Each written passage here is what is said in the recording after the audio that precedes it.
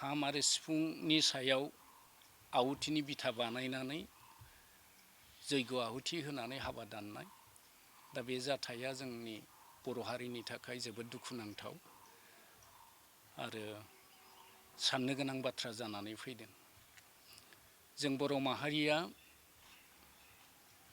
जोंनि दामजु खाम सिफुं सेरजा जथा बेजोंनो जोंनि बर' माहारिनि हारिमुखौ गोदो गोदायनिफ्रायनो फोगोमबोदों फोसावबोदों आरो दिनै GI टेग मोननो हालायलायनाय मोनसे पर्जायाव सौफैबाय आरो दिनै खाम सिफुङा बागुरुम्बा दोहौ मोसानायनि गेजेरजों मुलुगनां मिथिजानाय मोनसे बर' हारिमुनि दामजु हिसाबै गोसारबाय। दिनै बे बुब्लियाव जोङो दुखुनांथावै बुंनो गोनां जागोन जोंनि बर' हारिनि हारिमुनि दामजु बे दामजुखौ बिसोरो जैग' आहुतिनि बिथा बाहायनानै हाबानि जैग' आहुति होनाया मोनसे नेहाथ खामानि जादों। बियो बर' माहारिनि थाखाय मोनसे मुगैथाव सावगारि जोङो नुनो मोनदों। दा बेखायनो जों उदालगुरि जिल्ला दुलाराय बाथौ गौथुमा जोङो बेखौ कन्डेम खालामो, जों बेखौ सोंखारियो। जाहाथे धोरोम आफादफोरनि गेजेराव गुलाय गुजाय लाबोनो बेफोरबायदि खामानिखौ मावनो नाङा। माने बेफोरबायदि खामानि मावनानै जोंनि सुबुं माहारिनि गेजेराव गुबुन गुबुन धोरोमारिनि गेजेराव एना एनि लाबोनो हास्थायनायबोल'सो मोनसे बिदिन्थि बियो आरो बेनो जोंखौ जोंनि बर' माहारिनि खौसेथियाव खहा लाबोगोन, जोंनि खौसेथिखौ सिफायगोन। दा दिनै बाथौ धोरोमारि हिसाबै गुबुन गुबुन आफादफोर बा गुबुन गुबुन बिथिंजों नायबिजिरदोंब्लाबो आसलथे खाम सिफुङा जाबाय जोंनि बर'नि माने हारिमुनि दामजु आगजु। दा बेखौ अपमान खालामनाय जाय आगजुआ दिनै मुलुगनां मिथिजाबाय बेखौ अपमान खालामनाया जोबोद इनाय जादों। दा ओंखायनो जाय बेक्तिया बा जाय माने सानगिरिया बेफोरखौ मावदों बिथांमोननि सायाव आयेनारि बेब'स्थाबो लानांगौ आरो बेखौ बिथांमोना गोख्रैनो बिनि सायाव थाबैनो निमाहा बिनांगौ। मानो होनबा बियो जोंनि बर' माहारिनि गेजेराव खौसेथिखौ सिफायनाय आरो जोंनि गेजेराव गोरोन्थि साननाय गुलाय गुजायखौ लाबोनानै होफैगोन, जेराव बेवहाय माखासे धोरोमारि बिथिंजों जोंहा मा जागोन साननाय हनायफ्रा बेले बेजे जागोन, सान्थौ बिथिङावबो बेले बेजे जाहैगोन आरो गुलाय गुजाय जागोन। सुबुं माहारिनि गेजेराव बियो बिस फोना होनाय बायदि जागोन।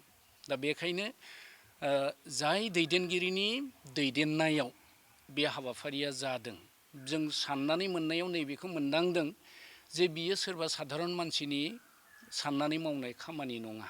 मोनसे हाबानि जैग' आहुतियाव खाम सिफुंखौ जैग' आहुतिनि बिथा खालामनानै हाबा दाननाया बियो आसलथे जोंनि धोरोमारि बिथिङाव बाथौ धोरोमखौबो अपमान खालामनाय जादों आरो गुबुन फारसेथिं जोंनि जि हारिमुनि दामजु बर' माहारिनि हारिमुवारि दामजु बे दामजुखौ अयनाय बिसार खालामनाय बायदि जाहैदों। दा बे बिथिङाव आङो मोनसे खावलायनो नागिरदों। बे बिथिङाव दुलाराय बर' हारिमु आफाद, दुलाराय बर' फरायसा आफाद आरो बर' थुनलाइ आफादा मा रल लागोन?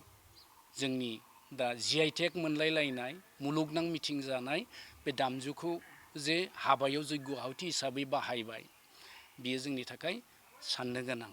दा बिनि सायाव जों मिजिं खालामदों थाबैनो बिथाङा निमाहा बिनांगौ आरो सोर सोरनि दायनिगिरि बेखौबो जोङो आवथायाव लाबोनांगौ, आवथायाव लाबोनांगौ।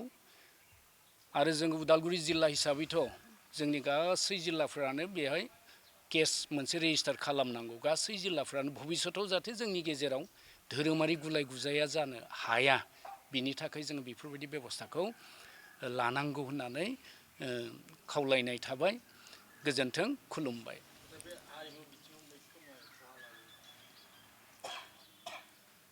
दा जोङो जोबोद दुखु मोनदों जे हारिमु बिथिङाव मैखोम खहा सिफुं खाम बे दामजुआ दिनै मुलुगनां मिथिजादों दाख्लै बागुरुम्बा दोहौ जानानै थांनायनि उनाव बेखौ आरो मुलुगाव मिथियै गैलिया।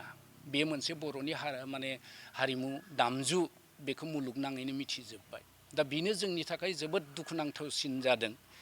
जाय हारिमुखौ लानानै जोङो बर' माहारिया गोग्गादों, जाय हारिमुखौ लानानै दिनै मुलुगाव गोसारदों, बे हारिमुखौ साधारन मोनसे हाबायाव जयग' आहुति बानायनानै बेखौ फोजोबस्रांनाय मोनसे बिदिन्थि दिन्थिनाया बियो जोंनि थाखाय बर' माहारिनि थाखाय जोबोद दुखुनांथावना। बेखायनो बेफोरबायदि खामानि मावनायखौ जों उदालगुरि जिल्ला दुलाराय बाथौ गौथुमनि जानानै जोङो गोख्रोङै सोंखारियो आरो जाय मानसिफ्रा दायनिगिरि बे दायनिगिरिया आयेननि आवथायाव फैनांगौ आरो बिनि राहाखौ लानांगौ। जोङो उदालगुरि जिल्ला हिसाबै जे बेवहाय बाथ्रा दान्थेनाय माखासे खोथाफ्रा ओंखारदों, ब्रह्म धोरोमनिफ्राय खालामनाय जादों बा सोरनिफ्रायबा खालामनाय जादों, गुबुन मोनसे माने आहुति होग्रा बाथौ धोरोमनिफ्राय खालामनाय जादों, बेफोरबायदि बाथ्रा सिखारदों। नाथाय बाथ्राया जाबाय मा, जोंनि हारिमुआव जिहेथु आघात खालामदों जाय धोरोमनि सुबुङानो जाया मानो, आरो बियो मोनसे पाब्लिक प्लेसाव हाबा दाननायाव माने जोंनि हारिमुआरि दामजुखौ जयग' आहुति होनानै जा हाबा दाननायनि हाबाफारि लादोंमोन, बेथ' जोंनि हारिनि थाखाय जोबोद माने गिथावना, माने हारिनि थाखाय गिख्रंथावना। बेखायनो हारिनि खैफोद लाबोग्रा मोनसे हान्जा होननानै जों बुंनांगोन।